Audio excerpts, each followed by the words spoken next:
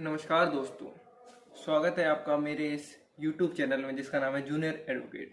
आज मैं आपको सिखाने जा रहा हूँ कि जो कि प्रमाणित प्रतिलिपि अपने केस की निकालने का आवेदन है वो किस प्रकार भरा जाता है। ठीक है, ये है आवेदन जो कि डिस्ट्रिक्ट कोर्ट में आपको मिल जाएगा। तो सबसे पहले मैं आपको शुरुआत करता हूँ कि सबसे पहले इसमें क्या दिया गया है। इसमें दिया है सबसे पहले प्रकरण क्रमांक। प्रकरण क्रमांक क्या होता है? केस का नंबर होता है जो कि हमें यहाँ पर फिल करना होगा। जैसे केस का नंबर है 244 स्लैश कौन से ईयर का केस है 25, तो हमने वो फिल कर देंगे। ठीक है, अब इसमें भी केस टाइप होते हैं तो हमें टाइप नहीं पता होगा तो ये नहीं। उसके जैसे कि केस टाइप्स भी होते हैं कई तरह, क्रिमिनल है, सिविल है या फिर चेक का केस है, तो उसके हिसाब से भी यहाँ पे हमें पता होना चाहिए। ठीक है, उसके बाद प्रकरण का प्रकार है।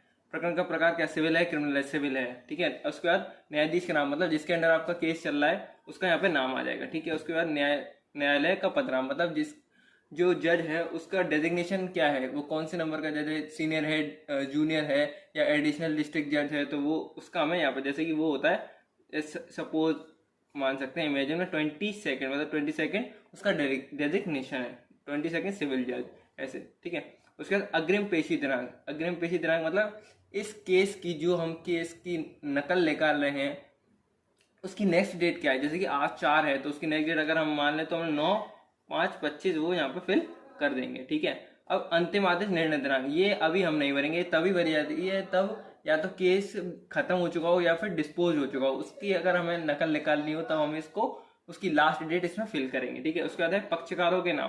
पक्षकारों के नाम मतलब किन दो पार्टीज के बीच में केस होता है, किन दो पार्टीज के बीच का केस का नाम है। जैसे कि यहाँ मैं लिख दूंगा रमेश वर्सेस विरुद्ध सुरेश, इन दोनों के बीच का केस है तो मैंने उन दोनों के नाम लिख दिया। ठीक है, अब अगला है वांछित प्रलेखों का विवरण जिसकी प्रमाणित प्रति चाही गई तथा तिथि सहित, मतलब हमें किस दिन की, किस तारीख की, किस से लेकर किस क्या क्या चीज, जो चीज हमें जिस चीज की हमको नकल चाहिए उस चीज को हम पूरा यहाँ पे लिख देंगे। तो जैसे कि मुझे दिनांक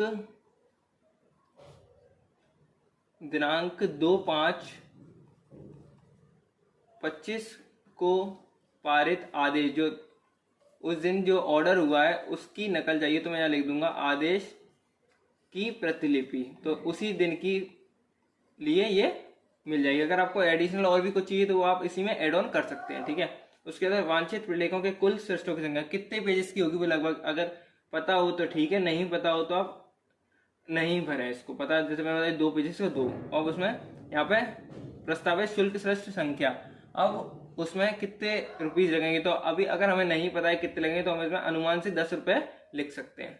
ठीक है, और नहीं तो खाली छोड़ सकते हैं। ठीक है,